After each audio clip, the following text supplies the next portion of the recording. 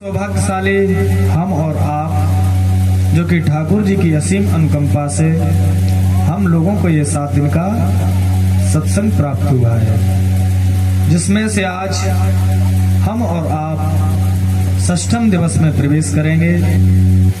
प्रवेश करने से पूर्व हरि नाम संकीर्तन का आश्रय सभी लोग बड़े प्रेम से भाव से गाएंगे।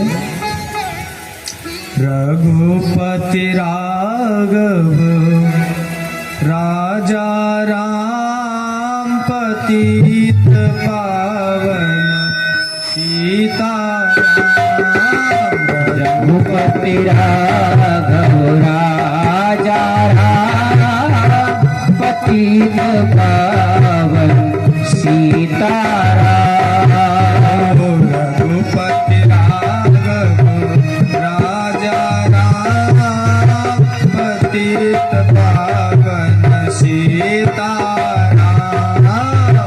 रघुपति राघव राजा राम पतित पावन सीताराम। सीताराम सीताराम भज प्यारे मन सीताराम। सीताराम सीताराम भज प्यारे तू सीताराम। रघुपति राघव राजा राम पतित पावन सीताराम। रघुपति राघव राजा राम पतित पावन सीताराम।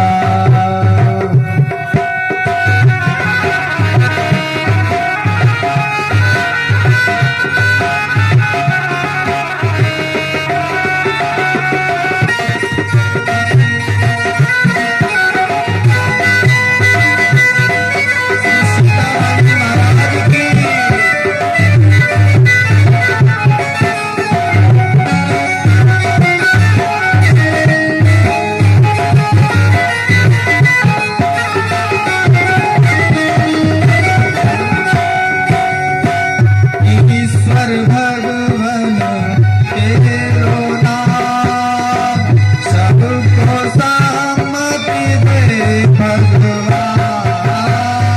ईश्वर भगवन तेरो नाम सबको सम्मति दे भगवान। ईश्वर भगवन तेरो नाम सबको सम्मति दे भगवान। ईश्वर भगवन तेरो नाम सबको सम्मति दे भगवान। रघुपति राघव राजा राम पतित पावन सीताराम। रघुपति राघव राजा राम पतित पावन सीताराम। सीताराम सीताराम भज प्यारे मन सीताराम। सीताराम सीताराम भज प्यारे तू सीताराम। राधे श्याम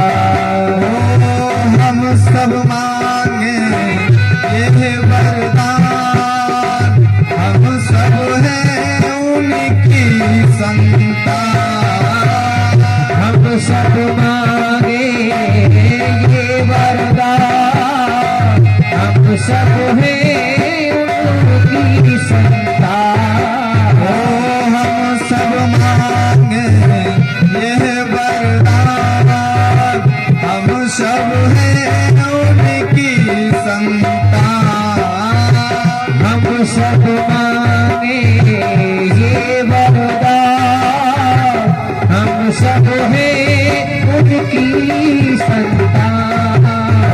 रघुपति राघव राजा राम पतित पावन सीताराम। रघुपति राघव राजा राम पतित पावन सीताराम। भक्त जना प्रिय सीताराम, जानकी रमण सीताराम। भक्त जना प्रिय सीताराम, जानकी रमण सीताराम। भक्त जना प्रिय सीताराम, जानकी रमण सीताराम। भक्त जना प्रिय सीताराम, जानकी रमण सीताराम। रघुपति राघव राजा राम पतित पावन सीताराम। रघुपति राघव राजा राम पतित पावन सीताराम। ओ सीताराम सीताराम, भज प्यारे मन सीताराम। सीताराम सीताराम, भज प्यारे तू सीताराम। रघुपति राघव राजा राम पतित पावन सीताराम। रघुपति राघव राजा राम पतित पावन सीताराम। सीताराम सीताराम, भज प्यारे मन सीताराम। सीताराम सीताराम, भज प्यारे मन सीताराम। राधे श्याम भज प्यारे मन राधे श्याम। राधे श्याम भज प्यारे मन राधे श्याम। रघुपति राघव राजा राम पतित पावन सीताराम। रघुपति राघव राजा राम पतित पावन सीताराम। रघुपति राघव राजा राम पतित पावन सीताराम। रघुपति राघव राजा राम पतित पावन सीताराम। पतित पावन सीताराम, पतित पावन सीताराम, पतित पावन सीताराम।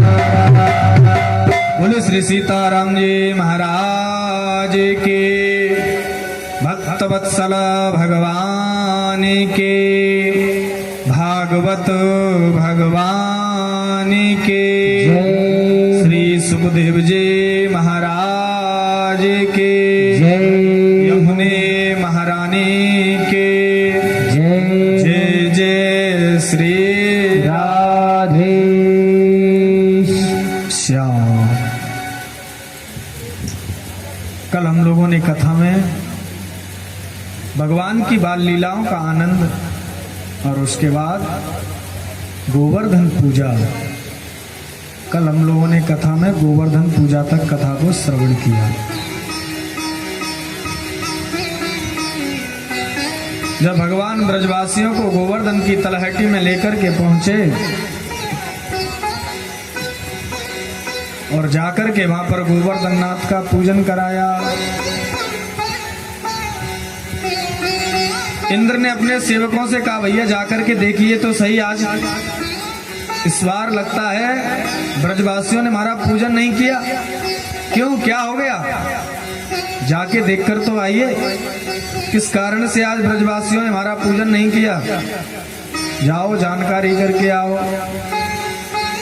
इधर इंद्र का एक सेवक आया और आकर के देखा यहाँ पर तो जयकारे लग रहे हैं। बोले गोवर्धन भगवान की जय हो। सेवक दौड़ा दौड़ा वापस गया और कहता महाराज आपका तो सारा धंधा चौपट हो गया। बोले क्यों? अरे वहां पर तो सब लोग गोवर्धन की पूजा कर रहे हैं। इंद्र को बड़ा क्रोध आया, इन ब्रजवासियों ने मेरा अपमान किया है उस छोटे से बच्चे की बात मानकर। अब इसका तो इनको मजा चखना ही पड़ेगा, अब इसकी सजा तो उनको भोगनी पड़ेगी। इंद्र ने सावर्तक जैसे मेघों को आदेश दिया, सावर्तक जैसे मेघों को बुलाया कि जाओ और जाकर के पूरे ब्रजमंडल के ऊपर जाकर के गरजने लगो और बरसने लगो। उन मेघों को बुलाया जिन मेघों को प्रलयकालीन अवस्था में बुलाया जाता था। जब प्रलय करनी हो उस समय सावर्तक जैसे मेघों को इंद्र आदेश देता है। लेकिन आज इंद्र की पूजा ना होने पर इंद्र ने पूरे ब्रजमंडल को बहाने के लिए, बारिश में के पानी में बहाने के लिए ठान लिया और सावर्तक जैसे मेघों को आदेश दिया कि जाओ सावर्तक जैसे मेघ पूरे ब्रजमंडल के ऊपर जाके बरस जाओ। और जैसे ही बारिश हुई सारे ब्रजवासी घबराए, दौड़े दौड़े आए कन्हैया के पास। लाला हमने पहले ही बताई, अरे वो इंद्र बहुत नाराज हो जाएगा, अब देख कैसी बारिश कर रहा है। भगवान ने कही क्यों चिंता कर रहे हो भैया? अरे जा देवता ने हमने पूजा की है वही देवता हमारी या संकट से रक्षा करेगा, बिल्कुल डरने की जरूरत ना है। चलो वह देवता की शरण में चलते हैं। भगवान ने इधर सभी ब्रजवासियों को लेकर के जैसे ही गोवर्धन की तलहटी पर्वत पर पहुंचे और पहुंचने के बाद कहा, ब्रजवासी कन्हैया से बोले लाला कहाँ छुपे हैं बता। बोले मेरे देवता ने मेरे कान में कही है कि कछुना मिल रहा तो मोकू ही उठा ले। ब्रजवासी बोले कन्हैया कैसी बात कर रहे थे? अरे जी कोई छोटो मोटो थोड़ी से चाहते उठा लेगा, इतना बड़ा पर्वत कैसे उठ सके? भगवान बोले ऐसी बात क्यों करो ब्रजवासियों, जब भगवान ने मुझसे कही है तो जाको मतलब उठ ही जाएगा, प्रयास तो करो। जैसे ही भगवान ने स्पर्श किया पर्वत स्वतः ही अपनी ओर ऊपर की ओर उठने लगा और ऊपर जाकर के भगवान ने उसमें अपनी कनिष्ठिका उंगली लगा ली और सब ब्रजवासी में कोई लाठी लगावे, कोई अपना कंधा लगावे, ऐसे धारण करके खड़े हुए हैं। बारिश होते होते 7 दिन हो गए। इधर कन्हैया से कुछ ब्रजवासी कहने लगे, अरे कन्हैया देख आज कितने दिन हो गए, लेकिन हम जब से देख रहे हैं तब से तू एक कनिष्ठिका उंगली को लगा के खड़ा हुआ है। हम तो कभी जे कंधा थक जाए तो जाकू भी लगा ले, कभी जे हाथ थक जाए तो जाकू लगा ले, और जब दोनों हाथ थक जाए तो सिर भी लगा ले, कभी लाठी लगा ले। और कन्हैया तू हमसे कह के आराम कर लो तो हम आराम भी कर लें, लेकिन तोकू देख रहे हैं भैया 7 दिन हैवे जा रहे हैं लेकिन तेरी कनिष्ठिका उंगली नीचे ना है रही, क्या बात है? भगवान बोले कि तुम मेरी चिंता मत करो, तुम खुद आराम करो, अपने अपने लाठी उठा लो। ब्रजवासी बोले कन्हैया ज्यादा परेशान है भी की जरूरत ना है, अरे तू आराम कर हम सब गज्जू संभाल लेंगे। कन्हैया बोले संभाल लोगे सब गज्जू? बोले और का दारी के तू का सोच रहा तेने उठा रहा को? अच्छा तो ठीक है भैया संभालो, मैं थोड़ी देर आराम कर लूं। जैसे ही भगवान ने अपनी कनिष्ठिका उंगली को नीचे किया सबके डंडा चटाचट टूट गए। कहते रे कन्हैया संभालियो संभालियो। भगवान ने अपनी उंगली था की था लगाई, अब तब कहा ब्रजवासी बोले क्यों रे, हमने तो जाने नेक उंगली नीचे करी के सबके डंडा चटाचट टूट गई, थोड़ी नेक और नीचे कर लेते तो हमारे तो कंधे ही टूट जाते भैया। लेकिन अब देखे तो सही कि वास्तव जी कन्हैया ने उठाए रखा होगा, तो धीरे धीरे सब डंडा उठाए, पर्वत वहां की वहां रुका हुआ है। उसके बाद सबने अपने हाथ उठाए, लेकिन पर्वत यों की त्यों रुका हुआ है, वही पर्वत रुका हुआ है। अब सब ब्रजवासी बालक नंद बाबा के पास पहुंच गए और बोले बाबा बाबा ये तो निश्चित ही भगवान है, देखो जो अकेले ने इतना बड़ा पर्वत उठाए रखो है। नंद बाबा बोले ना भैया ये तो मेरा लाला है, कोई भगवान ना है। तो कन्हैया से पूछे कन्हैया तेने कैसे उठाओ ये? कछु माखन को बल भड़ो, कछु गोपन करी सहाय, श्री राधे जू की कृपा सो मैंने गिरवर लियो उठाए, मैंने गिरवर लियो उठाए। भगवान कहने लगे अरे भैया मैंने ना उठायो तो कैसे उठो? कछु माखन को बल बढ़ो। मैं तुमसे कहता अपनी मैया से मना करो कि माखन बेच के ताई मथुरा ना जाए, लेकिन नहीं तो माखन ही नहीं खाते। वो तो भला भयो मैंने चोरी कर करके खुद माखन खायो, तुमको भी खपवायो। तो कछु गोपन करी सहाय, कछु तुमने भी तो सहारा लगवा जामे तभी तो ऊपर उठो। और अधिष्ठात्र मेरी देवी श्री राधिका रानी, उसकी कृपा से मैंने ये गिरवर उठाया है। ओहो तभी तो हम कह रहे भैया, पर एक बात बता कन्हैया, तू पहले तो माखन मिश्री चुरा तो अब तू ताकत भी चुरावे लगा, ये कैसे? भगवान बोले मेरे देवता ने मुझको मंत्र दियो है, जब मैं वह मंत्र को पढ़ूं और जो जो मेरी ओर देखे उन सबकी ताकत मुंह में आ जाए। ओहो सोई तो हम कह रहे कि हम तो केवल माटी के मधुकरा बने खड़े हैं जावे, हमारी ताकत कहाँ गई? लेकिन कन्हैया तू ताकत की भी चोरी करे। 7 दिन हो गए, इंद्र आया वहां से दौड़ा दौड़ा, देखा कि ब्रज में धूल उड़ रही है। ब्रज में धूल देख करके इंद्र बहुत चकराया, ये कैसे भैया? इसके लिए मैंने उन मेघों को आदेश दिया था कि जाओ जाकर के पूरा ब्रजमंडल नष्ट कर दो, लेकिन यहां पर उसके बावजूद फिर भी धूल उड़ रही है। क्यों? अगस्त मुनि को बिठा रखा था उस पर्वत के ऊपर। एक बार सीता जी के मन में आया, बोले महाराज, प्रभु राम से बोली, बोले महाराज आज तक ऐसा कोई ब्राह्मण नहीं आया जिसको मैं संतुष्ट जनक भोजन करा सकूं। अच्छा, यदि आपकी इच्छा है तो निश्चित ही मैं किसी ब्राह्मण को बुलाता हूं जो संतुष्ट जनक भोजन करेगा। भगवान ने इशारा किया अगस्त मुनि की ओर कि महाराज आज घर पधारिए, हमारी सीता जी का मन है कि उसे भोजन कराना एक ब्राह्मण को। बोले ठीक है साहब। अगस्त मुनि जी नौन का पानी पी के बढ़िया चकाचक आए। इधर सीता जी भोजन बनाती जा रही हैं, उनने उसी हिसाब से अपना आटा लगाया, भोजन तैयार किया। अगस्त मुनि के लिए जो आटा लगाया वो सारा आटा अगस्त मुनि जी खा गए। उन्हें बाद में महाराज आराम आराम से कहा, बोले बिल्कुल चिंता मत करो, हम आराम से ही पा रहे हैं। फिर आटा लगायो। 2 दिन हो गए, 4 दिन हो गए, अगस्त मुनि का भी पेट नहीं भर पाया।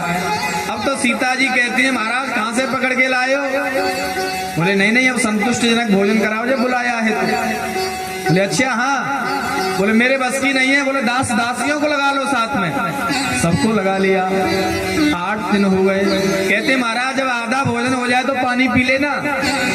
बोले आधा होने तो दो पहले, अभी आधा हुआ ही नहीं है। 15 दिन निकल गए, लेकिन अभी अगस्त मुनि इशारा नहीं कर रहे कि आधा हुआ। सीता जी रोने लगी भगवान से, प्रभु ऐसा द्वारा मत बुलाना। भगवान ने इशारा किया और अगस्त मुनि ने कहा कि बस हो गया काम अब तो। बोले पानी? बोले पानी इस बस में नहीं है, इस जन्म में, अगली बार अवतार लेके आएंगे जब पानी पीना। अगस्त मुनि को पानी नहीं पिलाया। तो भगवान कृष्ण ने अब जब अवतार लिया द्वापर में आके तो कहा कि अब आ जाओ और आकर के जितना पानी पी सकते हो तू पानी पियो। उस पर्वत पर बिठा लिया। जो सारा बारिश का जल था स्वयं अगस्त मुनि पान कर गए। वहां पर धूल उड़ रही है। इंद्र ने जब ये दृश्य देखा, ये कैसे हो सकता है भैया, समझ गए निश्चित ये भगवान है।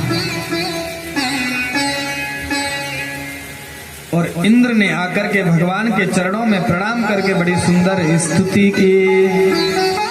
विशोद सत्वां तव धाम शांतम तपोमयं ध्वस्तरजस्तमस्का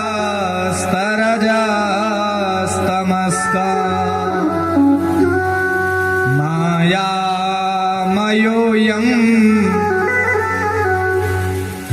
शंगुड़ा प्रवाह न वेद्यते ते ग्रहणानुबंध।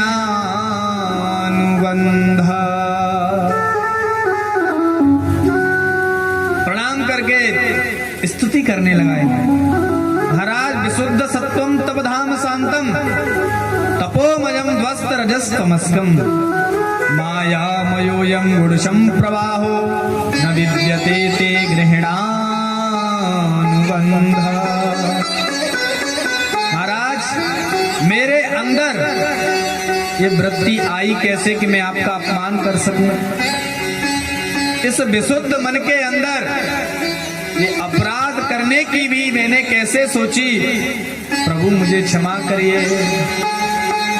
मायामयोऽयं गुणशं प्रवाहो, हे प्रभु मुझे इससे मुक्त करिए। 7 श्लोकों में स्तुति करने के बाद भगवान ने इधर क्षमा कर दिया इंद्र को। देखो इंद्र ने छोटी सी स्तुति की और उसमें ही भगवान ने क्षमा कर दिया। कल हम लोग सुन रहे थे ब्रह्मा जी ने 40 श्लोकों में स्तुति की, लेकिन उसके बावजूद भी भगवान ने क्षमा नहीं किया। क्यों? इंद्र का जो अपराध था क्या ब्रह्मा जी से छोटा था? छोटा नहीं था ना। इंद्र ने तो सोचा पूरे ब्रजमंडल को मैं बारिश में बहा दूं, लेकिन उसके बाद भी इंद्र के अपराध को क्षमा कर दिया। और ब्रह्मा जी का अपराध क्षमा नहीं किया। स्तुति बड़ी की ब्रह्मा जी ने,